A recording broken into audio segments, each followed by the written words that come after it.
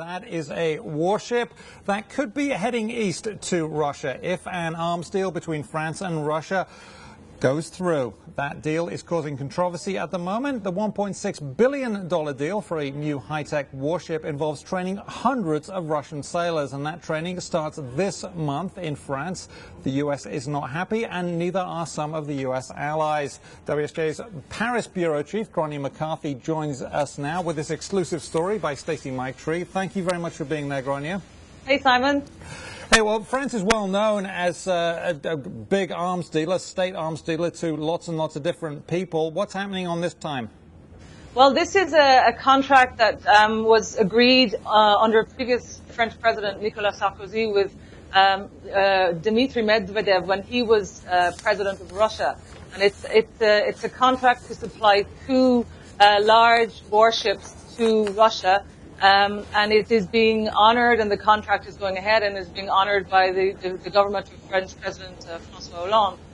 It's controversial because it's always been controversial because these are very high-tech amphibious vessels that will greatly enhance Russia's army. And Western countries, including the US, the UK, and others, are concerned that it will give sensitive data, put sensitive Western military technology data into Russian hands. It's taken on even more urgency since the whole Ukraine crisis and Russia's annexation of Crimea.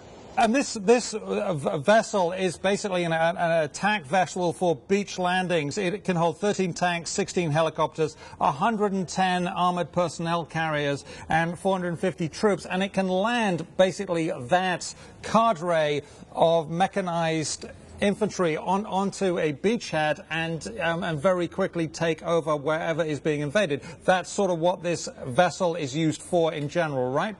Yes, and the first of these vessels is scheduled to be delivered in October, and there's another one scheduled for delivery in 2015. But yes, this would plug a crucial gap in Russia's armed forces. It can, it's the length of more than 2 football fields. And so the ship can just edge up to a shoreline and immediately deploy more than a dozen tanks, troops, helicopters.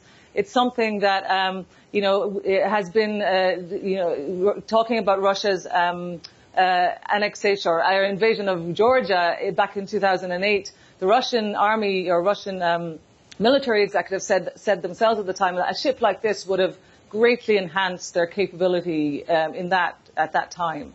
In fact, the annexation of Crimea could have happened, according to the story I was reading, in 40 minutes rather than in the time it took if they'd actually used this. Now, France says they hasn't made a decision, and yet they're also having several hundred Russian sailors come to France for a bit of training.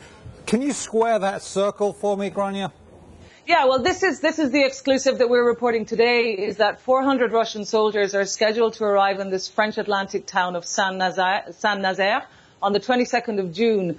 And this is the most concrete sign yet that despite Western concerns about these ships, that the sale will go ahead. It's going to be fairly difficult for the French to hide 400 Russian Navy men who are coming to this town. And I think in layman's term, this is equivalent to showing up at a garage to collect your new car while it's being assembled, and then you drive it off the lot. So these Russian Navy personnel are coming here to train on how to use this very potent ship. And then once the contract is completed, they will sail it back to Russia. So it's just being seen as a very concrete evidence that France is going to plow ahead with this controversial contract sale. I'm sure we haven't heard the last of this. Thank you very much, Grania McCarthy of the Wall Street Journal.